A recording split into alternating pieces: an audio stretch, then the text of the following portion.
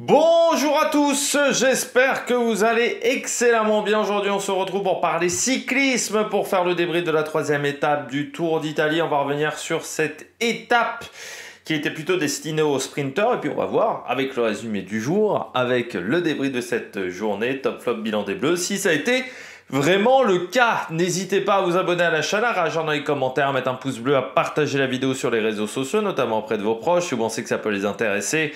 Dans les commentaires, n'hésitez pas à me dire qui vous a plu, qui vous a déplu, qui vous a déçu surtout. TikTok, les shorts juste après l'arrivée des grandes compétitions, notamment des étapes du Tour d'Italie. Vous pouvez retrouver ça en avant-goût, avant la vidéo du soir tous les jours à 21 h. Si vous avez les moyens et que vous voulez soutenir mon travail, vous pouvez faire un super thanks et je remercie les gens qui le font. Et puis la petite cloche, ça c'est si vous n'avez pas les moyens mais que vous voulez soutenir également mon travail. Comme ça vous êtes au courant des dernières vidéos qui sortent sur la chaîne et plus vous cliquez rapidement sur une notification, plus cette vidéo est mise en avant par YouTube. On commence tout de suite avec cette étape numéro 3.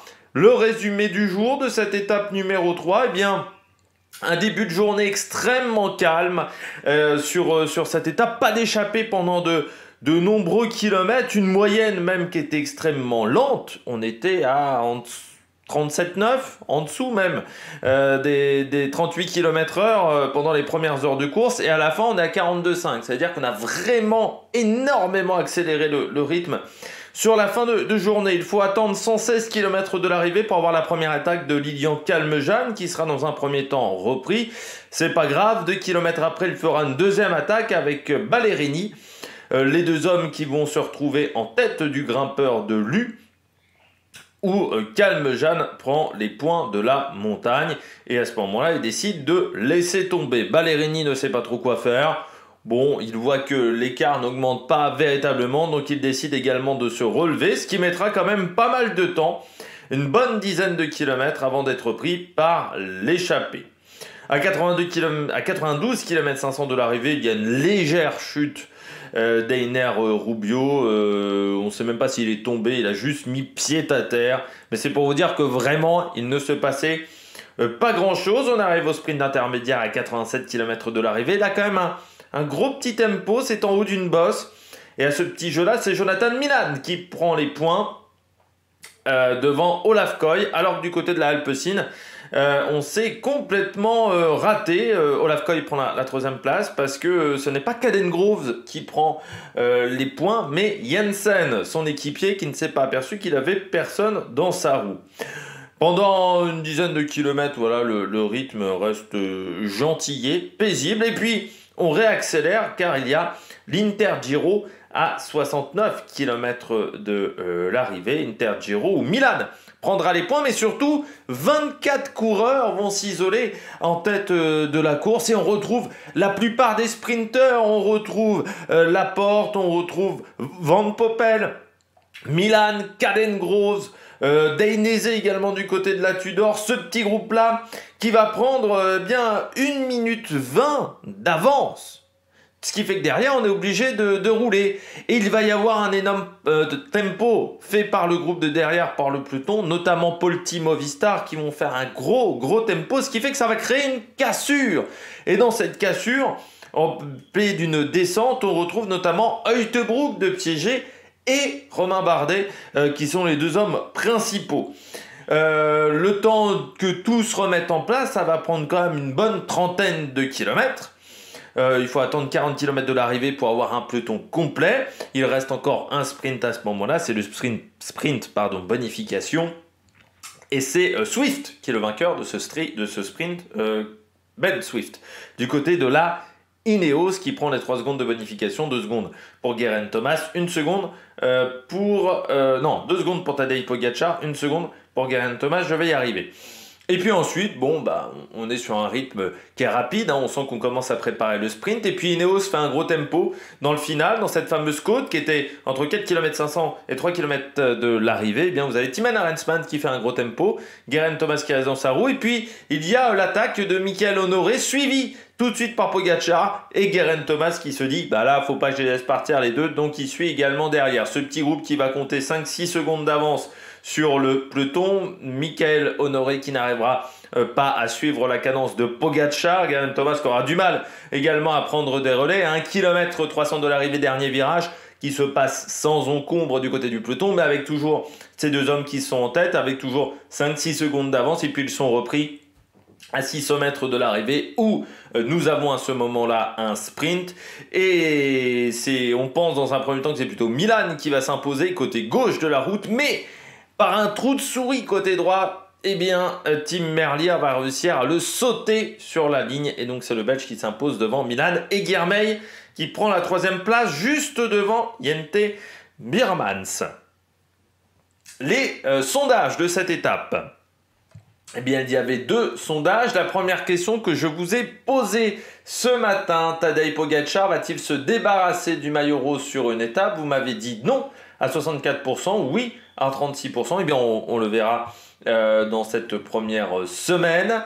Et puis, deuxième question, qui va gagner cette 3e étape du Giro 2024? J'avais mis Tim Merlier qui était, pour tout vous dire, un petit peu mon favori, 33%. Jonathan Milan à 22%, Caleb Ewan 14%, Olaf Koy 15%, un autre choix 16%. Et on voit que Caleb Ewan, je vous avais convaincu un petit peu sur le côté Caleb Ewan, et puis vous aviez été convaincu par Caleb Ewan hier.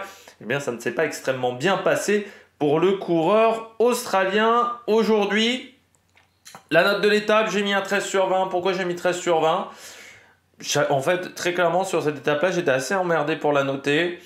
Il y a un scénario qui est intéressant parce qu'il est inattendu. Donc là, j'ai pris du plaisir. Vous savez, cette accélération où on se retrouve à avoir 24-25 coureurs à l'avant de la course, alors que jusqu'à ce moment-là, il ne se passait pas grand-chose. Derrière, Uijtdebroek qui se retrouve piégé avec Bardet, qui est obligé de faire un gros tempo. Ça, c'était intéressant. Malgré tout, on a un sprint classique, un sprint qui est un peu fouillou. Un peu fouillou parce que il n'y a pas vraiment un train. C'est un peu le bordel sur ce sprint-là. Le problème, c'est que c'est difficile à analyser parce qu'il est tellement mal filmé. Le dernier kilomètre, là, je me le suis tapé 7 ou 8 fois, ce qui est assez rare, hein, parce que normalement, j'arrive à déterminer qui est où. Et je le regarde 2-3 fois, mais bah, là, 8 ou 9 fois, c'est extrêmement rare. Tout simplement parce qu'il est super mal filmé. On aurait dit un sprint d'Anthony Forestier. Parce que le réalisateur jongle entre plusieurs caméras. Et on doit changer au moins 5 ou 6 fois de caméra et qui ne sont jamais placées sur le même coureur véritablement. Donc c'est un peu le bordel sur ce sprint-là. Donc j'ai dû le revoir beaucoup de fois. Ça m'a énervé. Donc c'est pour ça que j'ai mis que 13 sur 20. Allez, on regarde tout de suite le bilan des Bleus. Du côté du bilan des Bleus aujourd'hui, une journée tranquille, j'ai envie de dire. Il n'y a pas eu de grosses chutes du côté des Français. Et il y a plutôt une bonne nouvelle avec la 4e place de Jente Biermans. Je vous en avais parlé dans ma présentation des sprinteurs de Jente Biermans. Je vous avais dit, Jente Biermans, avec des arrivées en boss, ça peut lui convenir. C'est un profil de coureur très intéressant. En plus, je disais, bon, Charca, il joue pas vraiment sur la montagne. Donc ça peut être une belle carte à jouer du côté de cette structure. Et bien là, on voit que ça s'est bien passé pour Jente Biermans. Très bien placé Jente Biermans. C'est pour ça que j'ai revu pour la 7e fois le sprint. C'était pas la dernière fois. La dernière fois, c'était pour Caleb Ewan. La fois d'avant, c'était pour Jente Biermans. Parce que je voulais voir comment il s'était débrouillé, Jente Biermans. Parce que c'est vrai que je le voyais à un moment 4e. Du souvenir du premier visionnage. Et ensuite, j'essayais vraiment de voir comment il avait réussi à s'en sortir. Et en fait, Jente Biermans, il est dans la roue d'Olaf Koy.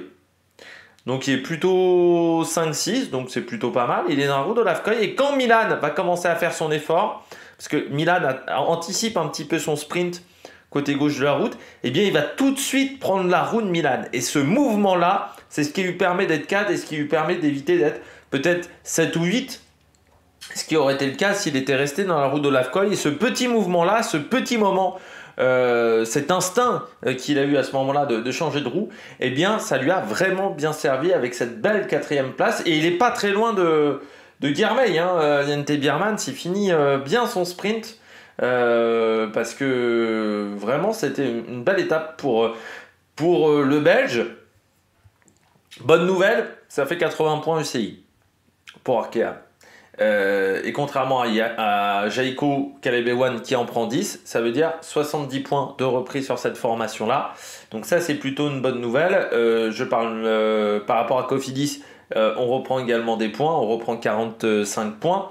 Donc ça, c'est plutôt une très bonne journée pour Jente Biermans et surtout pour sa formation Arkea BNB Hotel. Et les sprints, ça réussit bien cette formation-là sur le Giro, parce qu'on se souvient l'année dernière de la deuxième place de David Descar, qui avait déjà été très intéressante, mais là, du bon Jente Biermans. Et ils avaient un homme devant, Arkea, parce que Descar était dans le groupe de devant. Dans le groupe des 24 sprinteurs, il y avait David Descar à ce moment-là, qui ne roulait pas, mais qui était dans le bon paquet. Donc ça a été plutôt une belle journée pour cette structure. Donc très bien du côté de Jente Biermans. En plus, aujourd'hui, je rappelle, les coureurs bleus, c'est soit les coureurs français ou soit les coureurs étrangers dans des équipes françaises. Deuxième, plus-moins, correct, c'est Agnoloski. Huitième, 35 points. C'est ce qu'on demande à Agnoloski. Agnoloski, ce qu'on lui demande, c'est d'aller marquer des points UCI. C'est pour ça qu'on l'a pris sur ce Tour d'Italie. On sait très bien qu'avec Agnoloski, ça va être compliqué de faire des podiums sur les sprints de ce Giro. Par contre, son objectif, c'est d'aller marquer des points. Là, aujourd'hui, c'est plutôt un objectif rempli sur cette étape avec une 8e place intéressante. On a vu aussi Benjamin Thomas qui était dans le bon premier groupe du côté de la Cofidis. Donc ça, c'était bien pour cette structure. Il était dans le groupe de 24 également. Benjamin Thomas, il avait bien suivi. Et du côté d'Agnoloski, ça c'est une belle étape. Voilà, des points marqués du côté de la Cofidis. Surtout qu'il est plutôt en deuxième rideau. Lui, il a remonté des places sur son sprint. Sur la fin de son sprint, il a dépassé 2-3 coureurs parce qu'il est plutôt loin. Il finit fort son sprint pour entrer dans le top 8. Donc ça, c'est une belle gestion d'effort sur la fin de course. Et puis c'est bien parce que c'est son premier grand tour. Agnoloski, certes, il a 27 ans, mais c'est un coureur qui a été dans des équipes Conti ou de deuxième division, des équipes de deuxième division qui ne faisaient pas les grands tours, comme Human Powered Earth ou Bingoal. Donc ça, c'est plutôt une bonne nouvelle, et la Cofidis va être peut-être intéressée pour le renouveler, parce que c'est un coureur qui n'avait qu'une année de contrat. Pour l'instant, il a 80 points UCI, on va voir ce que ça va donner sur ce Giro. Mais il a fait également du bon boulot pour Milan Fretta. Notamment sur l'UAE Tour. Donc on va voir comment ça va se passer, surtout qu'il a fait 4e d'une étape de l'UAE Tour, 5e d'une étape de Tirreno, et donc 8e désormais d'une étape du Tour d'Italie, donc c'est plutôt pas mal. Et puis dans l'optique du Tour de France avec Brian Cocard, c'est peut-être un coureur qu'on va emmener, Agnoloski. Voilà, je ne sais pas quelle sera l'idée du côté de l'équipe Cofidis sur cette épreuve, mais ça pourrait être une bonne idée, donc correct. Voilà, c'est un plus-moins, c'est un correct aujourd'hui pour Agnoloski. Et puis deux flops aujourd'hui, je commence avec Romain Bardet. Pourquoi j'ai mis Romain Bardet? Encore une fois dans le mauvais coup, il est dans le groupe Uiterbroek. Romain Bardet, donc ça c'est vrai que c'est pas la bonne nouvelle, parce que ça veut dire qu'il est encore pas au top physiquement. On rappelle, il a été malade en ce début de Giro avec des problèmes gastriques, donc ça veut dire que il est encore pas au top. Et puis l'étape c'est quand même fini sur un gros tempo, 42 km/h 5. À un moment on était à 37,5. C'est-à-dire vraiment sur la deuxième partie de course on a gagné 5 km/h sur la moyenne. Donc ça veut dire qu'on a fini très très fort sur la dernière heure de course. Et bien ça aide pas au niveau de l'organisme. Donc ça c'est pas tip top. Voilà pour Romain Bardet qui est 21e du classement général à 2 minutes 33. Mais là, je pense qu'il a perdu un petit peu d'énergie sur cette étape. Deuxième flop également, Laurens Pitty, seulement 17e aujourd'hui, le coureur de la Groupama FDJ qui était pourtant plutôt bien entouré jusqu'à 4 km de l'arrivée. C'est vrai que ensuite, dans les 2 derniers kilomètres, il est un petit peu seul, Laurens Pitty. Et dans le dernier kilomètre, il a fait boule de flipper. Boule de bowling, il s'est fait balader, mais balader vraiment, il fait droite, gauche, il suit au départ ce que fait Jonathan Milan. Il était plutôt dans la bonne route, Jonathan Milan, sauf que Jonathan Milan se fait complètement déborder par Trentin qui fait un gros tempo, donc il décide de partir de la gauche de la route vers la droite, et c'est à ce moment là que Pitty, c'est le début de la fin. Et ensuite, dans les 400 derniers mètres, il fait droite-gauche. Il est baladé complet, Laurens Pitty. Et ce mouvement-là, où il passe de la droite vers la gauche, bah, je pense qu'il n'a pas été assez agressif à ce moment-là dans son placement. Il est aussi à côté il est pas très loin de Molano et de Van Baarle qui étaient aussi en pleine bagarre à ce moment-là. Donc c'est vrai que c'était pas l'idéal, mais voilà, dommage pour Laurens Pitty aujourd'hui du côté de la Groupama FDJ, parce que voilà, seulement 17e de cette étape, donc 0 points UCI marqué. On regarde tout de suite les coureurs au top. Attaque de Marlou! Les coureurs au top aujourd'hui, ça a permis. Je fais la vidéo les 18h, quasiment 19h, mais vous savez que sur le Giro, le chronométreur qui est Tudor, il y a au moins 35 minutes de délai entre le moment où la course arrive et les classements. C'est-à-dire que les classements, on les a quasiment pas avant 18h. Donc malgré le fait que ça arrive 15 minutes, 20 minutes avant le Tour de France, au final j'enregistre à la même heure. Et c'est la même course contre la montre pour que la vidéo sorte à 21h. Bon, du côté des coureurs au top, Tim Merlier, très bon sprint aujourd'hui de Tim Merlier. L'équipe était pas mal quand même, hein. On a vu notamment Julien Lafilippe, mais il n'était pas dans la roue de ses équipiers, parce qu'il a perdu un petit peu la trace de ses équipiers. C'est-à-dire quand Julien Alaphilippe, qui est dans le dernier kilomètre, passe un petit relais, alors il a passé un relais de courtoisie, parce que je pense qu'il s'est aperçu assez vite que Merlier n'était pas dans sa roue. Donc Merlier, elle a dû se débrouiller seul, malgré le fait qu'il y avait quand même des coureurs de son équipe qui étaient là. Ça arrive parfois, hein, on perd le train de ses équipiers. Mais comme on était sur une ligne droite d'1,3 km, et ça je vous l'avais dit ce matin, quand on est sur des grandes lignes droites finales comme ça, l'avantage c'est qu'on peut remonter de l'arrière. Souvent ça revient de l'arrière. Et c'est ce qui s'est passé, parce que les treks étaient plutôt bien en place. Et le problème c'est que les treks se sont fait complètement déborder à 700-600 mètres de l'arrivée. Et l'avantage c'est que Merlier était derrière Trentin, enfin il était dans le train qui était derrière Trentin, dans la file derrière Trentin. Et c'est là où il prend de l'avance par rapport à Milan. Comme Milan voit qu'il est un petit peu derrière, alors il voit qu'il y a 3-4 coureurs devant lui, il décide d'anticiper son sprint. Alors au départ, il surprend quand même 3-4 coureurs. Même si Milan est un coureur costaud, Merlier sur la fin arrive à trouver un trou de souris pour passer, pour déborder tout le monde. Et il arrive à le sauter sur la ligne. C'est un très beau sprint de Merlier, c'est un très beau sprint de costaud. C'est vrai que Milan, Merlier, c'est quand même des mecs qui sont habitués à faire des sprints longs. Merlier a même fait presque un sprint court par rapport à Milan.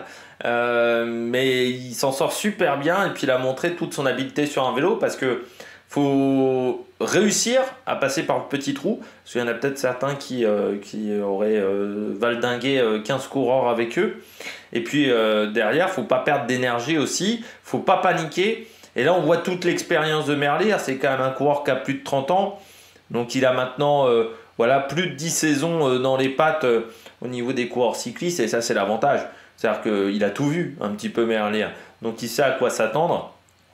Et puis je suis content pour Tim Merlier, parce que je vous l'avais dit au moment de l'UAE Tour. Putain, Soudal Quick-Step, faites-le courir un grand tour. L'année dernière déjà, j'avais pas compris pourquoi il n'avait pas fait un des 3 grands tours. Au départ, il devait faire le Tour d'Espagne, mais on avait changé la donne quand Remco Evenepoel avait décidé de faire cette course. Mais bon, le Tour d'Espagne en plus, ça aurait pas été du gâteau pour Merlier. Et j'avais dit, putain, mais donnez-lui. Je m'excuse pour la mouche qui vient de passer devant l'écran. Elle adore la webcam. Les mouches adorent les webcams. Vous saurez. Voilà, ça adore les webcams, les mouches. Ça adore montrer son petit ventre à la webcam. Son petit croque-top à la webcam, je ne sais pas. Mais du côté de Tim Merlier, donc il a été très impressionnant parce qu'il finit fort son sprint. Et oui, donc comme je disais, je comprenais pas pourquoi il n'était pas en grand tour. Et ça fait du bien parce que c'est seulement sa 3e victoire en grand tour. Mais j'espère que cette année, il va pouvoir les enquiller sur ce Tour d'Italie. Ça ferait du bien également à la Quick-Step. Parce que ça fait depuis quelques temps que c'est un petit peu compliqué chez Soudal Quick-Step, où les résultats sont peut-être... cette année, c'est quand même Remco Evenepoel et Merlier qui obtiennent les résultats. Et un peu Van Sevenant. Et là, voilà, ça va faire du baume au cœur, cette belle victoire aujourd'hui du côté de la Soudal Quick-Step. Et Merlier a fait du très très bon boulot dans le final. Vraiment, il s'est vraiment faufilé entre la balustrade côté droit de la route. Regardez, c'est plutôt bien fait, c'est plutôt intelligent. Il panique pas, surtout dans son sprint. On sent qu'il est en maîtrise de ce qu'il fait. Donc ça, c'est très très bien. Deuxième coureur top, c'est Jonathan Milan. Ça n'a pas été une journée reposante pour Jonathan Milan. Déjà, il est dans le coup Caden Groves, enfin dans le coup des 24 qui partent à l'avant. Là, je pense c'est un coureur qui veut être animateur des courses, on le sent, Milan. Hein. C'est un coureur qui veut faire un petit peu le spectacle aussi. C'est partie des coureurs qui veulent faire le spectacle. À ce moment-là, je pense qu'il consomme un petit peu trop d'énergie. Sur un coup où on ne savait pas trop si ça allait partir au final. Il a passé pas mal de relais. Alors, pas autant que Van Poppel. Je crois que Van Poppel, c'est celui qu'on a fait le plus. Je pense que cette échappée de 24, ça lui coûte de l'énergie. Parce que Merlier, lui, était dans le groupe derrière. Merlier, je crois, m'appelait, il n'était pas dans le groupe de 24. Je ne sais plus s'il était dans le groupe de 24. Soit il était dans le groupe de 24, il n'a pas passé de relais, soit il était derrière. Là, je ne sais plus. J'ai pas noté le nom des 24 coureurs. Ça rentrait pas sur ma feuille. Mais du côté de Jonathan Milan, je pense que là, il perd un petit peu d'énergie à ce moment-là. Il n'est pas hyper bien placé dans la bosse. Au début de la bosse, il n'est pas super bien placé. Le train de la Trek n'est pas aux avant-postes. S'ils avaient été aux avant-postes à ce moment-là, peut-être qu'il n'y a pas les attaques de Pogačar et autres. Ce qui fait qu'ensuite, ils ont dû cravacher. Donc, ils utilisent beaucoup d'équipiers pour tenter de revenir sur Pogačar. Et on voit que à 600 mètres de l'arrivée, quand vous avez Trentin qui décide d'accélérer le rythme, eh bien, les équipiers de Milan ne peuvent pas le faire. Ce qui fait qu'il est obligé, alors qu'il était dans un couloir qui était nickel, il n'était pas emmerdé dans ce couloir côté gauche, il est obligé de passer à droite. Forcément, il y a un peu plus de bagarre. Et très vite, il voit qu'il est 5-6 et qu'il décide d'anticiper son sprint. Alors comme c'est Jonathan Milan, il est capable de faire des sprints très longs. Mais je pense que sur les 40 derniers mètres, il lui en manquait un petit peu pour aller chercher Merlier, qui en plus à ce moment-là trouve l'ouverture. Donc il y a les deux éléments qui concordent et qui font que Jonathan Milan ne s'impose pas aujourd'hui. C'est quand même une belle étape pour Jonathan Milan. Il montre qu'il est positionné pour le classement du maillot cyclamen et lui qui l'avait remporté l'année dernière, ça sera un coureur sur lequel il faudra compter. Il faudra faire très très attention à Jonathan Milan, le coureur italien pour ce maillot cyclamen, parce que là ça a été du très très solide du côté de Jonathan Milan. Troisième coureur top, dernier coureur top de cette journée, c'est Andresen, le Danois de la DSM. Je vous en avais parlé lors de la présentation des sprinters. J'avais dit Andresen, ça peut être la grosse surprise parce qu'il y a Jacobsen, on ne sait pas trop ce que ça va donner sur ce Giro. Andresen, il a fait un bon Tour de Turquie. Après, je me disais, le problème, c'est qu'entre un Tour de Turquie et un Tour d'Italie, surtout aujourd'hui, il y a encore 5-6 ans, il y avait quand même beaucoup de sprinters en Turquie. Maintenant, c'est vrai que c'est une course qui attire beaucoup moins les sprinters. Je me disais... Ouais, il y a un petit monde d'écart quand même. Donc est-ce qu'il va tenir la comparaison? C'est pas si évident que ça. Eh bien si, il a tenu la comparaison. Et il fait un gros sprint aussi, hein, parce qu'il lance de très très très très loin au final. Je crois qu'il lance avant Milan. Il lance très très loin. Andresen, il tient plutôt bien jusqu'à la fin. Alors tu sens qu'il a lancé un peu trop tôt, mais il tient... jusqu'à 50 mètres de la ligne, hein, quand même, il est bien. Ensuite, il a un peu plus de mal. C'est costaud quand même. Hein. Je me dis que chez DSM, Jacobsen, je ne sais pas si c'est la bonne carte. Demain, en plus, c'est encore un petit peu vallonné dans le final.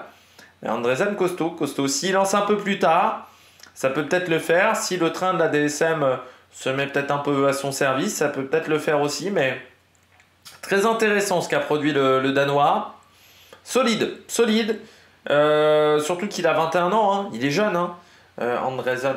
Je n'ai pas noté son âge, mais de tête c'était... c'est 21 ans, hein. C'est bien ce qui me semblait. Donc c'est costaud, hein. 21 ans, premier grand tour, 5e du premier sprint.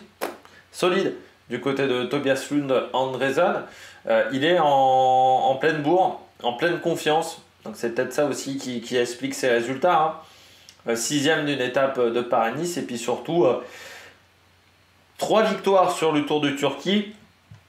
C'est sûr que quand vous arrivez dans ces circonstances-là, ça peut être pas mal. Mais encore une fois, le Tour de Turquie, c'est pas le Tour d'Italie en termes de niveau. Donc ça peut être parfois un petit peu compliqué. Il a un frère, Tobias Lund Andresen, qui s'appelle Andreas. Bon, qui a 26 ans. Pas de grands résultats dans sa carrière. Il semblerait qu'il a arrêté en 2021. Alors, j'ai pas de résultats après 2021. Ouais, il a fait des courses internationales, mais pas forcément un grand niveau. Il était chez Coplay Giant. Voilà. Tobias Lund Andresen, donc ça c'est vraiment bien.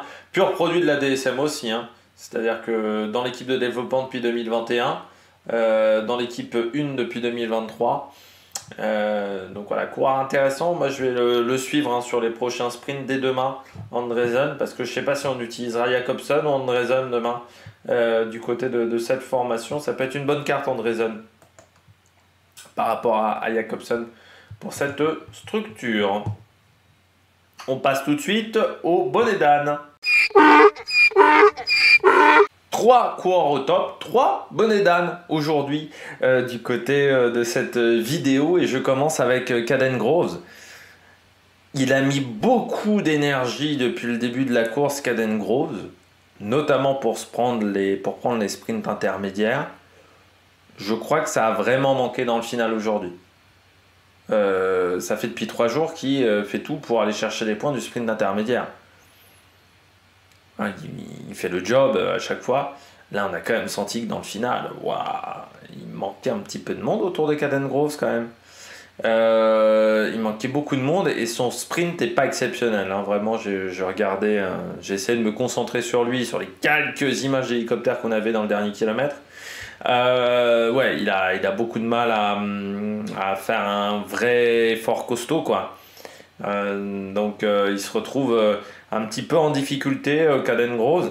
C'est dommage parce que malgré tous les efforts qu'ils ont fait depuis 3 jours, au final Caden Groves au niveau des points du maillot vert, il a seulement 20 points. Donc il a 43 points de retard sur Tim Merlier, qui lui a fait beaucoup moins d'efforts depuis 3 jours, et Jonathan Milan. Donc c'est vrai que c'est pas idéal. Et puis encore un sprint raté pour Caden Groves. Je rappelle son meilleur classement au sprint depuis le début de saison, c'est 9e place seulement sur une étape de l'UAE Tour. C'est compliqué pour Caden Groves. J'ai quand même l'impression qu'il court de cette manière-là, énormément offensif par rapport à la Volta par exemple l'année dernière, ou par rapport même aux 2 dernières Volta où il était dedans. Parce que j'ai l'impression qu'il en manque de confiance. C'est vraiment terrible ce qui arrive à Caden Groves pour le moment. En termes de résultats, c'est vraiment pas bon hein, quand on regarde. Alors que l'année dernière, il fait sa meilleure saison, il n'arrive pas à repartir, à relancer la machine, et c'est dommage parce que c'est un coureur qui est en fin de contrat chez Alpecin de Koninck. Alors, ce qui est surprenant, c'est qu'on s'aperçoit que, à part Philipsen, dans cette formation-là, il y a quand même des sprinteurs qui ont du mal après un an. Tim Merlier a été très bon en 2021. Ensuite, ça a été donc en 2021, l'équipe s'appelle Alpecin de Koninck. C'était en 2020. Ah non, 2020. Non, c'est en 2020 sa victoire sur le Giro. Est-ce que je vais retrouver ça? Non, c'était bien 2021. Donc non, là c'était la 2e année. Mais Mareshko, je crois que la première année il a quelques résultats, ensuite il disparaît. Oldani, je crois que c'est un petit peu pareil. Donc c'est assez surprenant quand même de voir que ces coureurs dans cette équipe-là, ils arrivent à être très forts, mais il y en a certains qui ont du mal à tenir la cadence tout le long de leur contrat. Et là, c'est vrai que du côté de Caden Groves, c'est vraiment dommageable. Surtout que je ne le vois pas revenir chez Jaiko Alula. Hein, parce qu'avec Caleb Ewan, avec Durbridge, là, il y a du monde, avec Groenewegen, je ne vois pas ce qu'il ferait avec Caden Groves. Ils ont déjà beaucoup de sprinters. Donc il va peut-être falloir trouver une nouvelle structure pour Caden Groves ou rester chez Alpecin. Sauf qu'avec les résultats qu'il a pour le moment depuis le début de saison, bah c'est Philipsen qui va avoir la priorité sur les différentes épreuves et lui il aura le deuxième choix. Et ça c'est rarement bon dans une équipe quand vous avez seulement le deuxième choix. Et puis avec l'arrivée d'Axel Laurence, l'arrivée également d'un Timo Kehlich par exemple dans cette structure, ça va commencer à réfléchir. Mais là c'est vrai qu'aujourd'hui il n'y a pas grand chose qui a marché. Entre l'Inter Giro où c'est Johnson qui prend les secondes, qui prend les points et pas Caden Groves. Vous avez le sprint à l'arrivée où ils sont plutôt bien en place à 3 km, mais dans le final il a vraiment du mal à produire son effort, comme s'il avait trop donné d'énergie aujourd'hui. Le groupe de 24 où ils auraient peut-être mieux fait de rouler un petit peu plus fort aujourd'hui. Enfin voilà, tout a été assez décousu du côté de la Alpecin, ce qui a provoqué peut-être ce résultat moyen, parce que c'était très décousu. Deuxième coureur flop du jour, c'est Caleb Ewan. Là aussi, un coureur qui est pas sur un gros tempo depuis le début de saison, qui a un petit peu du mal. Caleb Ewan, aujourd'hui, il prend la 13e place, donc derrière Caden Groves du côté de Caleb Ewan. Le meilleur résultat depuis ce début de saison, c'est 7 victoires sur le Tour d'Oman. Il avait fait également 3 top 10 sur le Tour de Nander. C'est quand même un coureur qui a déjà 26 jours de course dans les pattes, Caleb Ewan. Enfin déjà, c'est parce que maintenant on court de moins en moins. Donc c'est presque surprenant du côté de Caleb Ewan. J'ai trouvé surprenant du côté de Caleb Ewan, alors que cette mouche m'embête et j'aurais dû vraiment remonter une tapette à mouche. Du côté de Caleb Ewan, j'ai l'impression qu'il est à fond de pédale sur sa fin de sprint. Sur la caméra de face, j'ai l'impression quand il termine qu'il est à fond de pédale. C'est-à-dire, il ne peut pas mettre plus. Alors, est-ce qu'il a mis un braquet plus petit? Parce que c'est vrai qu'en Australie, quand il était malade, il avait du mal à emmener son braquet. On sentait qu'il explosait. Après, j'ai pas vu le Tour d'Oman sur Tirreno. Étant donné qu'il n'a pas sprinté, c'est pas quelque chose qui m'a véritablement impressionné, enfin qui m'a surpris. Mais là, j'ai trouvé vraiment que sur la fin de son sprint, il était à fond de pédale, comme s'il ne pouvait pas en remettre. Voilà, qu'il avait emmené un trop petit braquet du côté de Caleb Ewan. Donc si c'est ça, ça serait quand même dommage de la part du coureur australien qui aujourd'hui en plus je crois n'a quasiment pas pris de points. Au niveau du maillot cyclamen, je ne sais pas si j'ai le total que de cette étape. S'il prend un point sur le sprint intermédiaire, enfin sur l'Inter Giro pardon, et 3 points pardon, sur l'arrivée. Ça fait pas beaucoup quoi, hein, pour Caleb Ewan sur cette étape. Donc lui aussi, hein, au niveau du maillot vert, il doit être pas mal distancé désormais Caleb Ewan, parce qu'il il est seulement 26e avec 8 petits points. Donc ça, il est au niveau d'Agnoloski par exemple. Donc ça, c'est pas vraiment une bonne nouvelle. Et du côté de Caleb Ewan, aujourd'hui, il est passé à côté de son sprint. Alors j'étais plutôt confiant parce que ça me rappelait une de ses dernières victoires sur le Giro, où il y avait eu une arrivée comme ça un petit peu en bosse, où il avait fait un énorme effort pour réussir à faire la différence. Il était parti d'assez loin. Je me disais, la bosse, ça va pas le mettre en difficulté. Bon, j'ai l'impression que ça ne l'a pas mis en difficulté, mais j'ai l'impression surtout qu'il avait un braquet trop petit aujourd'hui. Alors peut-être qu'il a eu peur également de la montée finale et qu'il s'est dit, je vais prendre peut-être plus un 54 qu'un 56, ou je vais prendre un 55 au lieu d'un 56, mais vraiment sur la fin de la montée, il lui manquait des dents. J'avais vraiment cette impression-là qu'il était à fond de pédale, et ça c'est assez rare du côté d'un sprinter. Donc voilà, dommage si c'est une erreur de matériel, mais peut-être une erreur de matériel parce qu'il n'avait pas assez confiance en lui. Puis je termine avec Bauhaus. Sprint assez transparent de la part de Bauhaus, tout simplement parce qu'il bouffe énormément de vent sur cette étape. Bauhaus, il était tout seul. Voilà, il n'y a aucun équipier de la Bahreïn avec lui. Ça me semble assez surprenant parce qu'il y a des coureurs qui pouvaient l'accompagner. Bauhaus, notamment Pasqualone. Il est tout seul. Il a mangé, mais alors à partir de 9-10 km de l'arrivée, tu vois quand même bien les images d'hélicoptère, il est en tout seul, plein vent. Alors je veux bien qu'on me dise du côté de Philippe Gilbert, il sait se placer relativement bien tout seul. Mais bon, on est sur un sprint de grand tour, tu ne peux plus faire tout seul maintenant. c'est très compliqué. Alors oui, il y a le cas Geoffrey Souple l'année dernière sur la Vuelta, mais c'est extrêmement compliqué de réussir à se débrouiller tout seul. Donc il faut de l'aide, il faut au moins Pasqualone. Je pense que chez Bahrain Victorious, on aurait pu lui donner 2 coureurs pour l'aider. Il y a aussi le petit Kissinger, là, l'Autrichien. Il y avait de quoi lui mettre au moins 1 ou 2 coureurs, parce que là, à 9 km de l'arrivée, il mange du vent pendant toute l'étape, et là c'est dommage. Alors qu'hier on a perdu 2 minutes 30 avec Tiberi. Je l'avais mis parmi les Bodeda, Tiberi. Je ne savais pas qu'il avait crevé, qu'il avait eu un problème technique sur son vélo, parce qu'au final, donc, il perd que 2 minutes 30. Il semblerait qu'il ait dû changer son vélo à 2 reprises, donc ça c'est une énorme perte de temps. Donc 2 minutes 30 en ayant changé 2 fois de vélo, on a eu des problèmes sur les 2 vélos.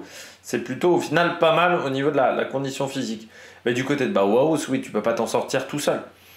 On est en 2024 sur les sprints, ça fait au moins depuis 10 ans que seul, c'est extrêmement difficile, il faut être vraiment très très fort. Et Bauhaus, depuis le début de saison, il y a une victoire sur Tirreno Adriatico, mais il ne peut pas faire seul, il peut pas.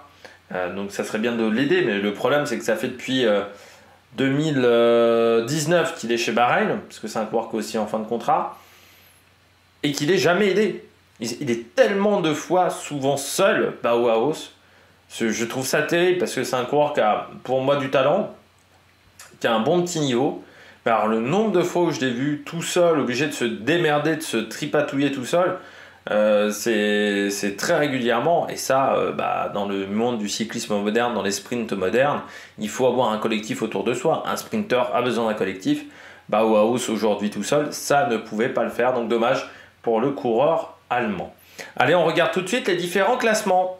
On regarde tout de suite les différents classements. On commence par le classement de l'étape, donc remporté par Merlier devant Milan Girmay. Donc vous voyez la victoire, c'est toujours 180 points UCI, 80 points pour Jente Biermann. Sa belle performance d'Andresen. On redescend un petit peu au classement pour voir bien entendu parmi les sprinters qui ont eu du mal, Caleb Ewan du côté de la Jaiko Alula qui finit un petit peu à fond de pédale. Phil Bauhaus qui finit 14e, Van Poppel qui a voulu prendre la roue de Molano ou se mettre côte à côte avec Molano et il a fait boule de flipper.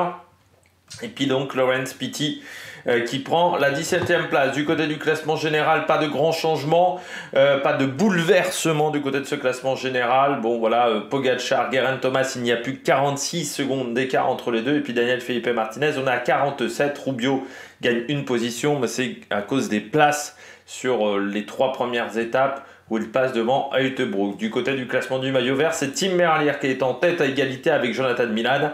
On retrouve ensuite Fiorelli, Girmay, Pogacar, Narvaez. Mais on voit que déjà Olaf Koy a 40 points de retard sur Tim Merlier. Du côté du classement de la montagne, c'est toujours Pogacar qui est en tête devant Martinez. Calmechan a pris des points du 4e catégorie. Les 3 points même du 4e catégorie. Donc il se retrouve 3e devant Andrea Piccolo et Geraint Thomas. Du côté du maillot blanc, pas de changement là aussi, Hülkenberg devant Alex Bodin, Van Sevenant, Zana, toujours les mêmes écarts également. Et puis du côté du classement par équipe, c'est Labora qui est en tête devant Ineos, Astana, Decathlon, Bardiani.